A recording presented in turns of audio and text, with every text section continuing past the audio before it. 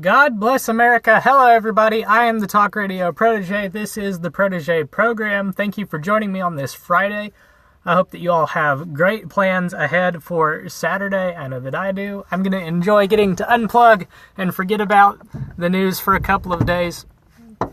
But until then, we've got one last thing to talk about. And I was thinking about it today, as I was following the news, keeping up with the headlines and seeing what all was going on. There's a lot of drama unfolding on Capitol Hill, it seems. A lot of it I'm not terribly interested in commenting on. There was the tariff that Trump has proposed and apparently is going through with on steel and aluminum. I don't know. I'm not highly versed in trade tariffs and that sort of thing, so I don't know. I don't have a lot of stuff to comment on about that.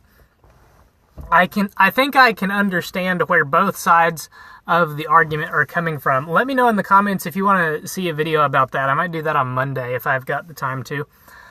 Today I wanted to talk about a myth that was pushed right after the Parkland shooting. I'm sure that you all heard people were talking about how there had been 18 school shootings in 2018. That was way back in the middle of February. I believe one of the survivors said that line on Fox News on Sunday with Chris Wallace.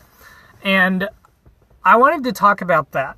Let's do a mental exercise before we get into this. I want to see if we can come up with a fair definition of what a school shooting is. And I think it can be easily done. All you have to do is ask yourself, what imagery is conjured forth when you hear the words school shooting?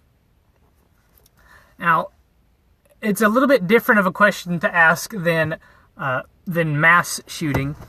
A school shooting specifically, when I think of a school shooting, I would hope that most people would think of this in the same way. When I think of a school shooting, I think a person has armed themselves, is purposefully breaking the law of the gun-free zone to carry those firearms onto campus with the intent of killing indiscriminately as many people as possible. If you disagree with any element of that definition, let me know in the comments. But I think that's a fair assessment of what a school shooting is. And I think we need to define it in that way because there's a difference also between a mass shooting and murder, a discrete instance of murder. In the same way, there ought to be a difference between a school shooting and a discrete instance of murder that occurred on school property.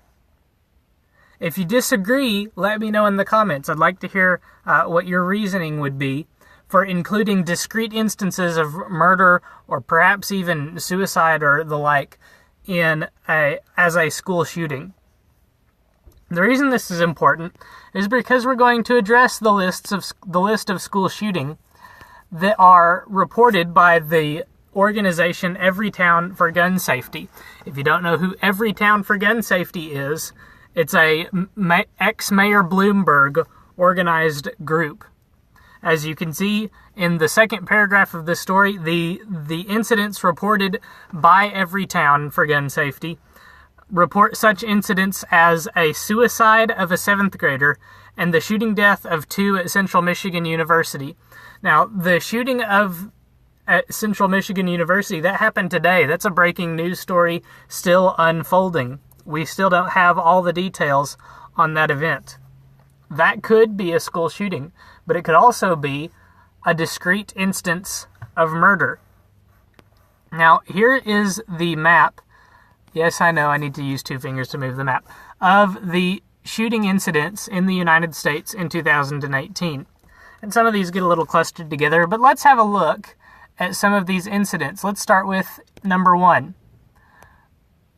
So this was in St. John's, Michigan on January the 3rd. Attempted or completed suicide with no intent to injure the other person. That, even there, is lumping in 2 very different incidences. completed suicide is very, very different from attempted suicide. In completed suicide, someone has died. In attempted suicide, no one has died. There are infinitely more deaths that occur during a completed suicide than do during an attempted suicide. Alright, so number 1 doesn't count. That's not a school shooting. And apparently, I have deloaded the rest of the map. Okay, there we go. Number 2, gun fired, but no one injured. January 4th. Okay, if you're going by the definition that I have put forth, that one also doesn't count because nobody died. Or perhaps it could be called a thwarted school shooting. Maybe somebody did go onto that school with the intent to kill people, and they fired guns, but just nobody was injured. I suppose you could call that a school shooting. But the outcome of a school shooting like that and the outcome of a school shooting like Parkland are very different. Let's look at number 3. Gun fired, but no one injured. January 10th, all right? Let's say that one might count, but probably not. Number 4, gun fired, but no one injured. I think you're getting the picture here. There are a lot of reports by this organization of guns going off, of suicides, and there is no discrimination by this organization between a gun being fired on school property and a gun being fired on school property for the purpose of killing someone. I believe number 19. Nope, this is not Parkland. This is gun fired unintentionally. So that would make... Where is the Parkland shooting? Is that number 11? No. Where is the Parkland shooting on this map? That seems strange to me. Oh, it's right there. It's under the 19. Can we find it? Where'd it go? There it is. It's number 18. So Parkland is categorized as an attack on other person or persons. Persons, parentheses, S. The grammar Nazi in me just got so triggered. Person, apostrophe S, not persons, apostrophe S. Resulted in injury or death. So they're lumping in shootings like Parkland with accidental discharges, guns being fired that didn't hurt anybody, and suicides. And here is the reason. The organization defines a school shooting as any time a firearm discharges a live round inside a school building or on a school campus or grounds. Let me ask you, especially if there's anybody watching here that is in favor of gun control, does this sound like a reasonable definition for a school shooting?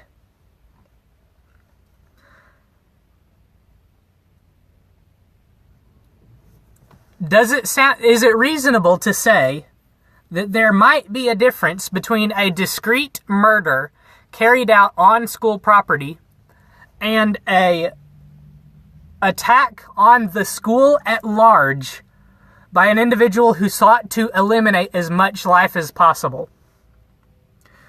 Do you think, is it not reasonable to say that there is a difference between a gun being discharged for demonstrative purposes and a person entering school grounds with the intent of killing as many people as possible? Is it unreasonable to say that there's a difference between someone taking their own life with a firearm on or near school property and a person entering school property loaded for bear, seeking to eliminate as much life as possible? If that is not reasonable, please enlighten me, because I cannot understand how that would not be reasonable. This is part of a bigger argument on gun violence, because gun control activists will talk about gun violence and say X number of people were killed by guns in the United States.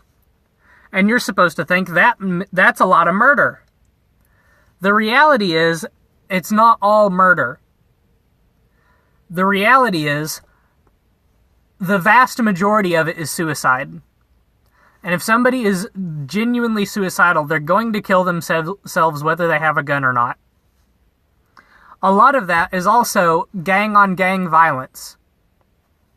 Now, when a criminal this is kind of a sadistic question, but when a criminal kills another criminal, has a crime occurred? I mean, okay, no, that's not the real, we shouldn't be talking like that, protege. Let's not, I'm sorry. I was being tongue-in-cheek there, I hope you realize. Some of those instances are also accidents. Now, is there not a difference between a gun accidentally killing someone and a discrete instance of murder? Is there not a difference between a vehicle accident that kills people and vehicular manslaughter? Or vehicular murder, if we need to use the same terminology. And then, many fewer people die in mass shooting events than do by discrete instances of murder or even gang-on-gang violence. What I'm trying to say here is that good people, that it's a true tragedy that all of the nation instantly realizes as a tragedy, are killed a lot less in the United States of America than gun control organizations like Everytown USA would have you believe. When Everytown USA says there's been 18 school shootings, what's the reason to say that? What's the reason to say that a accidental discharge of a resource officer's firearm is the exact same as 17 people being indiscriminately slaughtered by a madman? When gun control organizations say, I think for last year or the year before, it was 90,000 gun deaths in the United States of America, or is it? It's an unbelievable number. Maybe it was 200,000 gun deaths per year in the United States. I did a long video on it. Go back and watch that.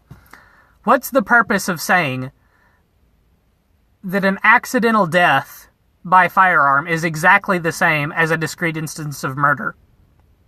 What's the purpose of saying that two gang members killing each other is exactly the same as a suicide?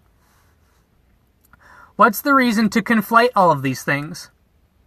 The reason is to make murder by firearm look much worse than it actually is. And what's the reason that somebody might want to do that? The only reason that I can think of is to crack down on the individual freedoms of individuals. That's kind of redundant. On the human liberties of individuals. Because when you can either say people are so violent that we have to crack down on this, on the gun to stop people from being violent to each other, or you say guns are so deadly that we have to take guns out of the hands of citizens. And the left is not saying that people are so violent that we need to take guns away from them. So it must be that they're trying to make you think guns are so bad we need to take them away. If you find something wrong with my reasoning, let me know.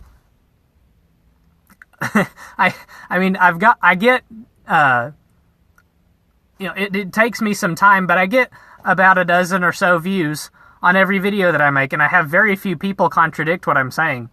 So I must be right. I'm getting no negative feedback, so you're only leaving me to assume that I'm right. And that's not good for my ego. No, I'm being tongue-in-cheek when I say this. I would genuinely love to hear your feedback on all these issues. That's going to do it for this video. Let me know if you want to hear some comments on the tariffs situation that has risen recently. I'll be doing some research into that myself to see maybe if I do need to contradict the president once again. I'm monitoring the news, making sure that I'm keeping up with events. Let me know if there's anything that you think I should talk about that I haven't so far.